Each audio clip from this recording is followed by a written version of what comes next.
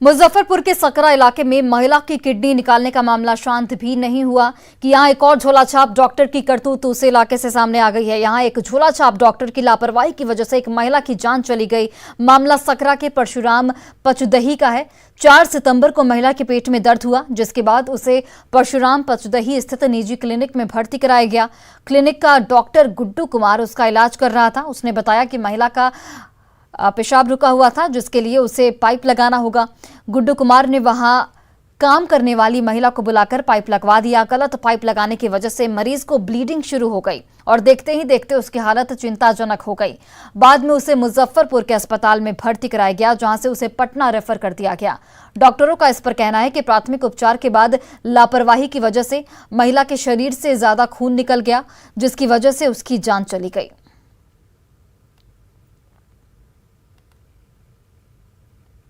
मामला है कि पेशाब रुका हुआ था, तो हम लोग इलाज करवाने के लिए लाए, जो कि हमारे पड़ोस में ही क्लिनिक है। तो यहाँ हम डॉक्टर साहब को कहे कि अगर सुई से ठीक हो जाता है तो ठीक है, नहीं तो पेशेंट को छोड़ दीजिए। तो ये कहें कि ना ऐसे है, ऐसे पाइप लगाना होगा, ठीक हो जाएगा। कहाँ पे भर्ती कराते हैं? परशुराम पचदही में ही जो सकरा पड़ता है हॉस्पिटल है एक छोटा सा, उसी में।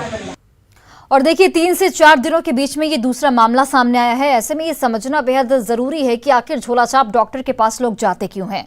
तो देखिए गांव में स्वास्थ्य व्यवस्था पूरी तरह से बदहाल है। MBBS डॉक्टर गांव जाना नहीं चाहते हैं। प्राथमिक स्वास्थ्य केंद्र पर अक्सर गांव में ताला लटका रहता है। शहरों में भी निजी अस्पताल पर ही लोगों का भरोसा रहता है। निजी अस्पतालों का इलाज खर्च काफी ज्यादा होता है। ऐसे में ग्रामीण उस खर्च को नहीं पूरा कर पाते। सरकारी अस्पतालों पर डॉक्टरों का ध्यान भी यहां पर कम दिखता है। डॉक्टर सरकारी अस्पताल के बजाय क्लिनिक चलाते हैं। लोगों के पास कोई विकल्प नहीं बचता है और ऐसे में मजबूरी में लोग झोलाछाप डॉक्टर के पास जाते हैं।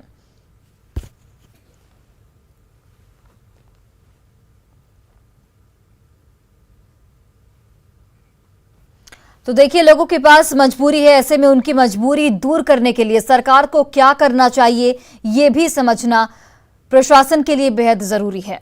झोलाछाप डॉक्टरों पर लगाम लगाना चाहिए। झोलाछाप डॉक्टरों को अनिवार्य ट्रेनिंग देनी चाहिए ताकि इस तरह की गलती बार बार न हो। गांव में शहरों जैसी बुनियादी ढांचा विकसित करने की बहुत आवश्यकता है। गांव में सेवा देने के लिए डॉक्टरों को प्रोत्साहित करना चाहिए।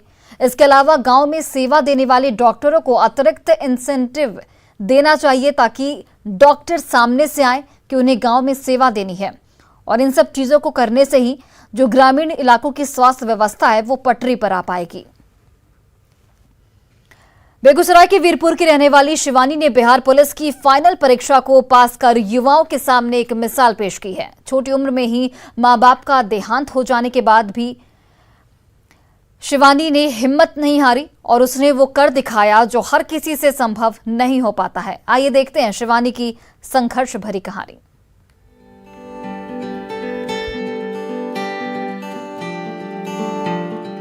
लहरों से डरकर नौका पार नहीं होती, कोशिश करने वालों की कभी हार नहीं होती। कुछ लोग इस कविता के लफ्जों को इस तरह अपना बना लेते हैं जैसे ये लाइनें उनके लिए ही बनी हो। छोटी सी शिवानी के माता पिता का जब देहांत हुआ तो उसने कभी हिम्मत नहीं हारने की कसम खा ली। आज उसी जज्बे और कड़ी मेहनत ने शिवानी को बिहार पुलिस की परीक्षा में सफलता दिलाई है।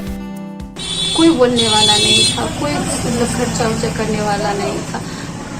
सब भाई बहन सोच रहे थे क्या करे क्या नहीं, ऐसे लग रहा था मन में। तो मेरी बड़ी दीदी बोली नहीं, पढ़ाई करो, पढ़ाई से सब कुछ मिलता है। तो पढ़ाई स्टार्ट किए।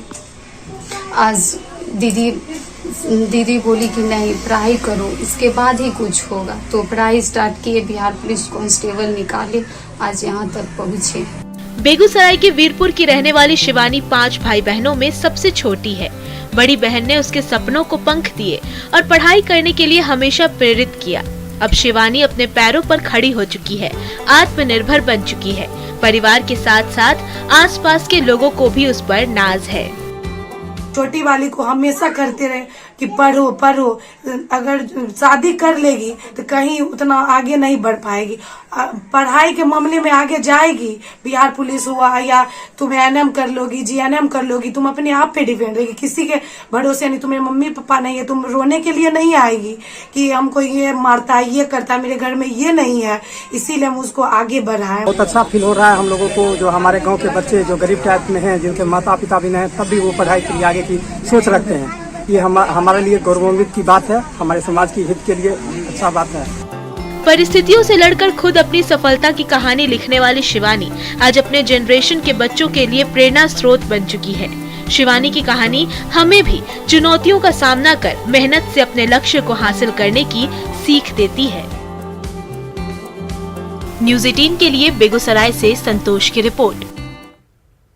और देखिए, नगर निगम चुनाव के लिए तारीखों का ऐलान हो चुका है। पटना नगर निगम का भी 5 साल का कार्यकाल पूरा हो चुका है। इस 5 साल के कार्यकाल में पटना नगर निगम ने क्या खोया और क्या पाया, इस पर बहस अब शुरू हो गई है। देखिए,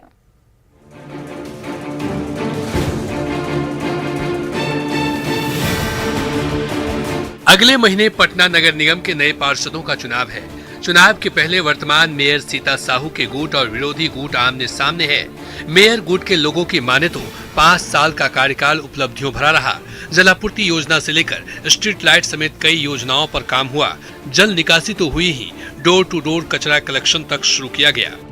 अब इस स्थिति में आप देखिए कि सड़क नाले का जाल बिछा दिया, जलापूर्ति का काम हो गया, रोशनी का काम हुआ, डिजिटलाइजेशन पे भी हम लोगों ने काफी जोर दिया। दूसरी ओर पूर्व डिप्टी मेयर विनय कुमार पप्पू की माने तो यह कार्यकाल अब तक का सबसे भ्रष्ट कार्यकाल रहा है। इन 5 सालों में उपलब्धियों के नाम पर कुछ भी हासिल नहीं हुआ। पटना के इतिहास का सबसे बोगस महापौर का अभी तक अगर चयन करने होगा तो उसमें सीता साहू अव्वल आएंगी। इस 5 साल में स्वच्छता की रैंकिंग में पटना बराबर नीचे से फर्स्ट होता रहा। बीते 5 साल में मेयर पद पर तो सीता साहू काबिज रही, लेकिन डिप्टी मेयर के पद पर कई बार उलटफेर देखने को मिला। मेयर गुट जहां 5 साल की उपलब्धियों को लेकर तमाम तरह के दावे कर रहा है, वहीं विपक्षी गुट की माने तो यह 5 साल पटना नगर निगम का बेकार चला गया है। हालांकि किसके दावे में कितना दम है, इसका पता तो आने वाले नगर निगम के चुनाव में ही चल पाएगा, जब जनता अपना फैसला सुनाएगी। कैमरा पर्सन अजय दुबे के साथ संजय कुमार, न्यूज़ 18 पटना। और फिलहाल इस बुलेटिन में बस इतना ही, लेकिन खबरों का सिलसिला लगातार जारी है। अब बने रहिए न्यूज़ 18 बिहार झारखंड के साथ।